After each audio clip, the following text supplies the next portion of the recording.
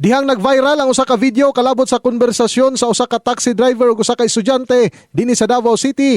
Diin ang ilang istorya, may kalabutan na sa paghihilawas ang ilang topic. Daling gipangita sa mga otoridad ang mga driver, Huwebes sa gabi, naila sa mga otoridad ang unit apan wala ang driver. Kaganinang buntag, may patumaw ang mga driver sa ilang opisina ug dinhi iyang gisaysay ang iyang bahin.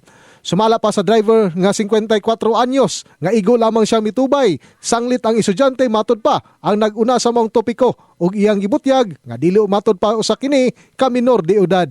Kaya wala niya kung panima ng explore mo na diya ipay mo ay na lang panima na bata pa ka.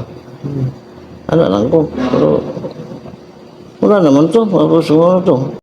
Nangayon na usabog pasaylo sa iyang nabuhat ang mga taxi driver o gisuspende una kini sa iyang kumpanya nga makamaneho. Ang pangiwang nung sa mga taxi driver nga, serbisyo ang itong ihata sa mga katawhan. Adlaw nga Lunes nakatakda kining moadto sa Land Transportation and Franchising Regulatory Board kon LTF RB11 sanglit anaa na kini show cause order.